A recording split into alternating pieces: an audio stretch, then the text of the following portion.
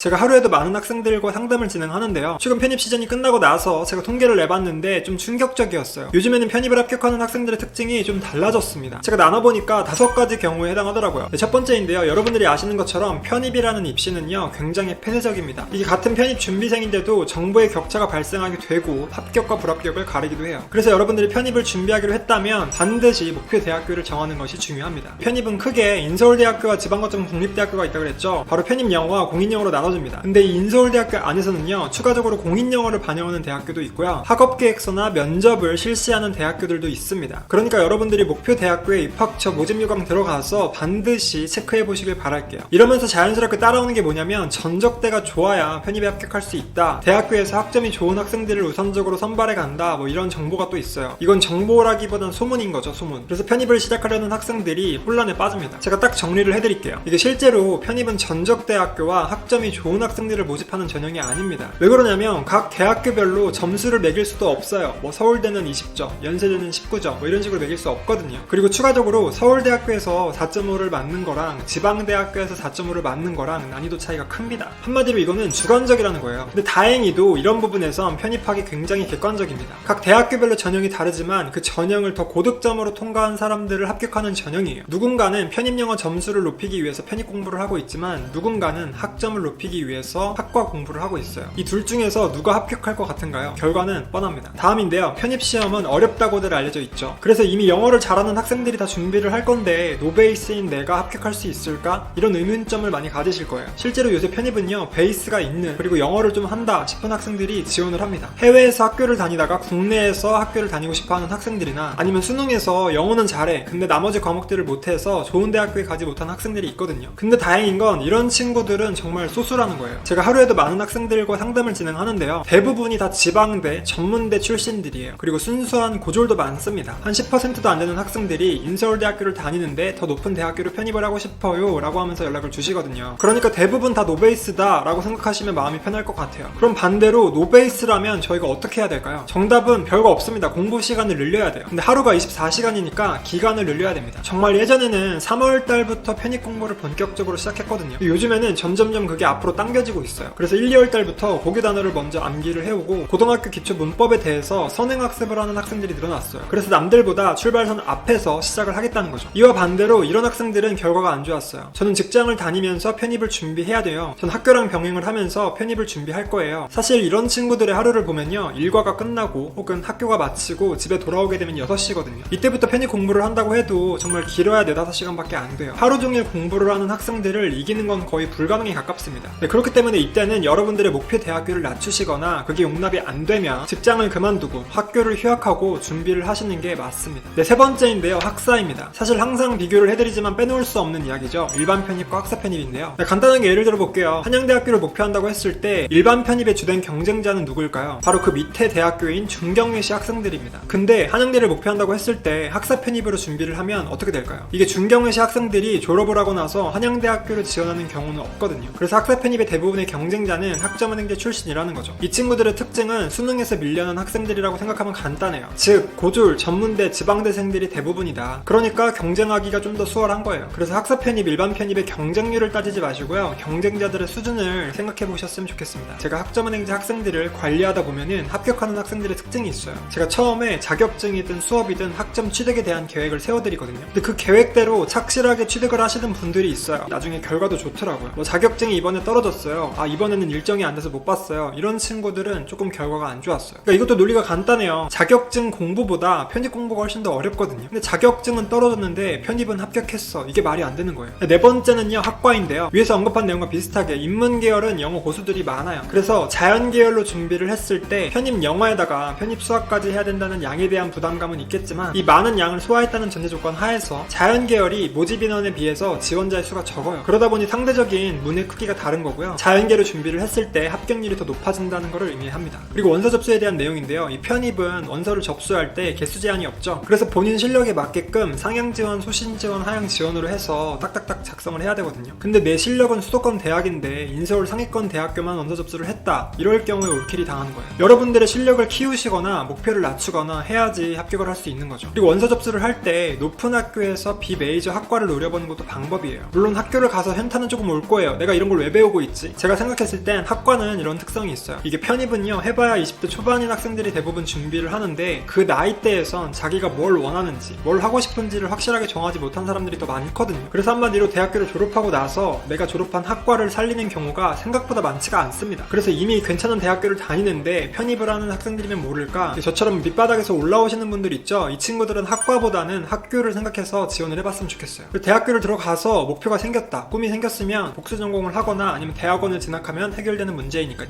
일단 여러분들이 대학교라는 울타리 안에 들어가서 그 안에서 다양한 경험을 해봤으면 하는 거예요. 그게 좋은 대학교일수록 더 많은 기회와 더 좋은 환경이 여러분들을 기다리고 있는 거죠. 네, 마지막으로 중요한 내용인데요, 바로 완주한다는 개념이에요. 이건 모든 편입생들에게 적용되는 특징인데요, 이게 그냥 자리에 앉아서 연말까지 앉아있는다고 해서 완주하는 게 아니라요, 이 완주라는 뜻은 뭐냐면 내가 하루하루 최선을 다해서 공부를 하는 걸 의미하고요, 그 공부를 편입시험 볼 때까지 한다는 걸 의미해요. 근데 당연히 저도 그랬고 슬럼프가 옵니다. 공부를 때려치우고 싶은 순간이 와요. 근데 그때 되면 다른 학생들도 마찬가지거든요. 편입은 보통 5월에서 한 7월쯤이 슬럼프가 오는 시기인데, 이때가 되면 일단 아침 수업에 늦는 학생들이 많아집니다. 그리고 저녁 시간이 되면은 자습실에 학생들이 조금 없어요. 다들 집에 간 거죠. 그렇기 때문에 내가 이럴 때 더 열심히 해야지 그 학생들을 제칠 수가 있는 거예요. 내가 나를 컨트롤하지 못한다면 환경이 나를 붙잡아 둬야 되는 거예요. 쉽게 말해서 집에서 공부합니다, 이거는 떨어지겠다는 거고, 집에서 하면 단어 하나 보고 침대에 잠깐 누워서 유튜브 쇼츠 하나 보면은 1시간 뚝딱입니다. 애초에 이렇게 자제력이 부족하다면 이 환경을 세팅해야죠. 그게 바로 학원이라는 곳이고 다른 학생들도 열심히 하는 곳이다 보니까 그 분위기에 나도 모르게 열심히 하게 됩니다. 그래서 이렇게 최선을 다해서 완주를 했을 때 나중에 결과가 나오잖아요. 이렇게 해서 받은 결과물은 그게 좋은 대학이든 안 좋은 대학이든 상관이 없습니다. 나는 해볼 만큼 다 해본 거고 결과는 하늘에 맡겨야죠. 그래서 이렇게 요즘 편입을 합격하는 학생들의 5가지 특징을 알아봤는데요, 올해 편입을 준비하시는 분들이 이 영상을 보시고 꼭 좋은 결과를 내셨으면 좋겠습니다.